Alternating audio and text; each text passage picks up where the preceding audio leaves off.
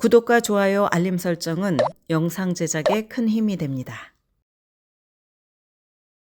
2024년 가을학기 대학 입시 시즌이 왔습니다.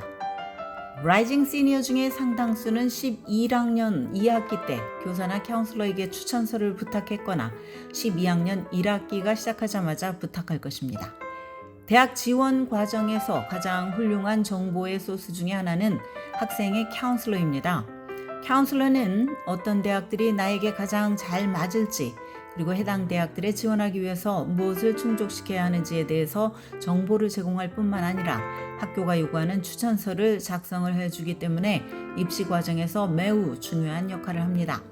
대부분 대학들은 1개에서 3개의 교사 추천서, 그리고 1개의 카운슬러 추천서를 요구를 합니다. 어떤 경우 추가 추천서를 내려고 하는 학생들도 있습니다. 그러나 추가 추천서를 내는 것은 원서에 없는 중요한 정보를 제공한다고 판단될 때만 그렇게 해야 합니다.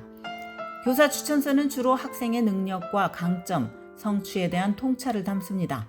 이에 비해서 카운슬러 추천서는 고등학교 전 학년에 걸친 맥락 안에서 학생에 대해서 이해한 점을 포함을 합니다. 미국의 고등학교들이 제공하는 수업의 강도와 학생 구성 등에 있어서 크게 차이가 있기 때문에 입학사정관들은 일반적으로 같은 고등학교 안에서 성적과 기타 학업적 성취에 대해서 나와 나의 동급생들을 비교하고 싶어 합니다.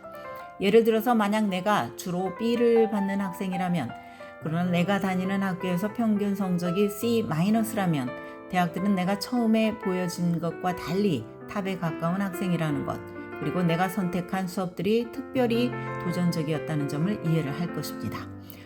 반면에 내가 거의 A를 받는 학생이지만 나의 동급생 중에 상당수도 A를 받는다면 입학사정관들은 나의 고등학교가 쉽게 좋은 성적을 주는 그레이드 인플레이션 학교로 여길 것입니다. 그래서 나의 표준시험 점수와 지원서의 다른 요소 등에 더 주의를 기울이고 싶어 할 것입니다. 교사 추천서와 카운슬러 추천서는 입시 과정에서 둘 다 매우 중요합니다.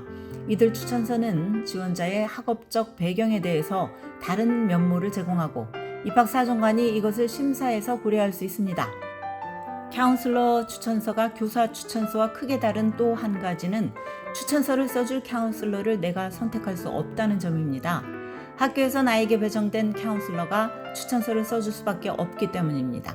특히 규모가 큰 고등학교, 한 학년 학생 수가 많은 고등학교에서는 학생들이 자신의 담당 카운슬러에 대해 잘 알지도 못할 수도 있습니다.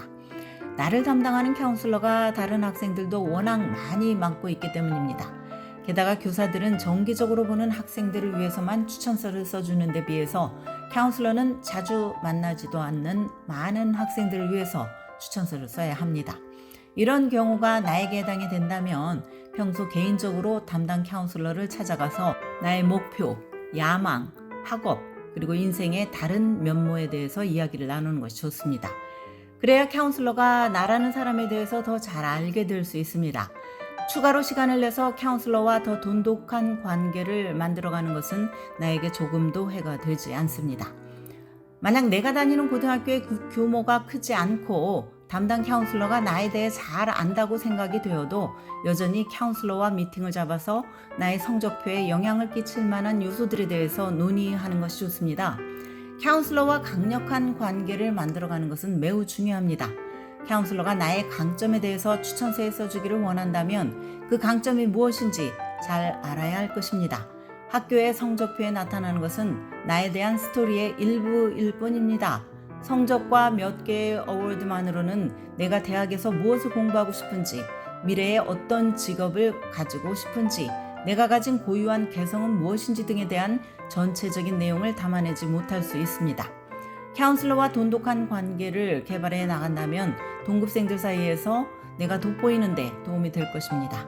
카운슬러가 개인적이고 독특한 추천서를 나를 위해서 써줄 수 있기 때문입니다. 지금까지 교육 전문 컨설팅 그룹 어드미션 메서스 진아킴이었습니다.